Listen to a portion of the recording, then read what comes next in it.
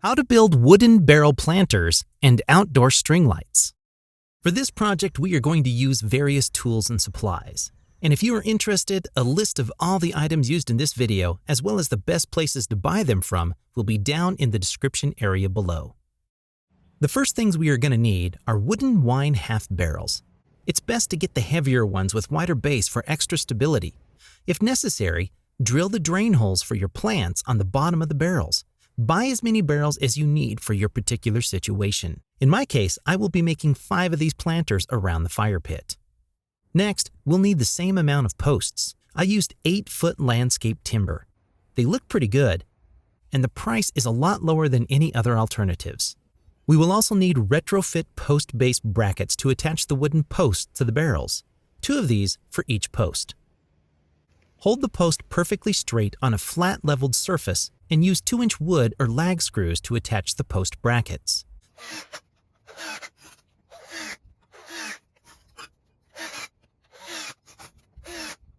Use bolts and nuts to mount the posts.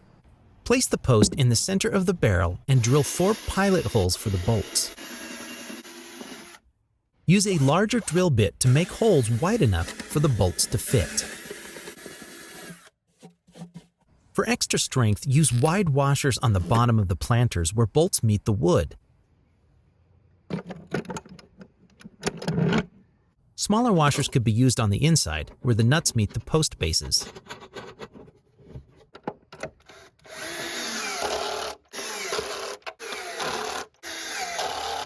Apply exterior stain and sealer to extend the life of the wooden posts and protect them from the sun, rain, snow, and ice. They come in many different colors, and you can choose the one you like. Now, we are going to add more stability to the planters and wooden posts to ensure they can hold the string lights without tipping over.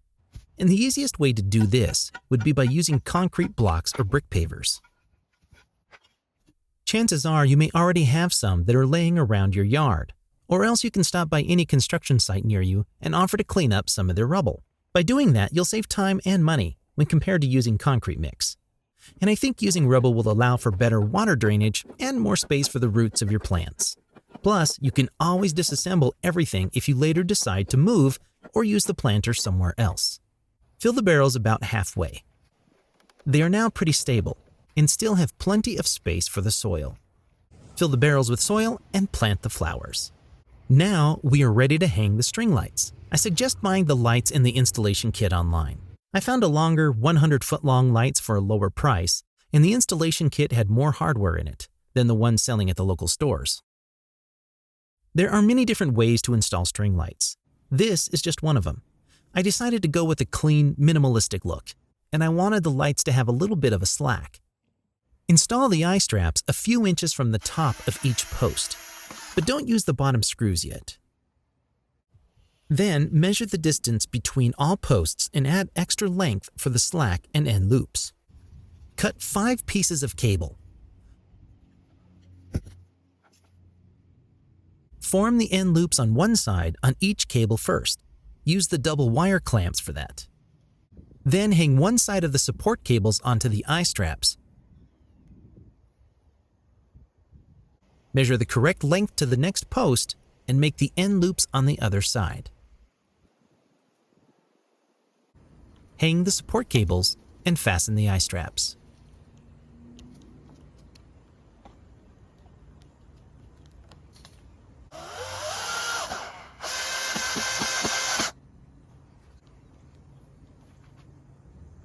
Now we can attach the string lights to the support cables through these holes on top. However, I'm going to do it a little differently.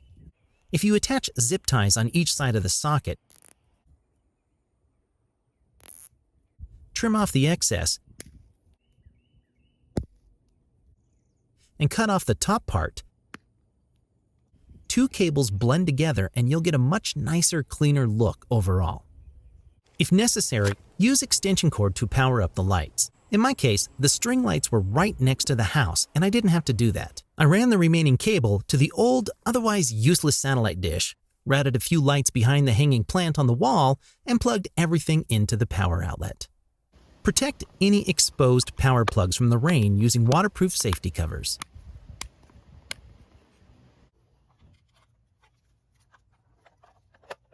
You can also install a smart plug to power up the string lights. This would allow you to remotely control the lights from your phone without even having to leave the house, or set a timer for the lights to stay on during specific hours.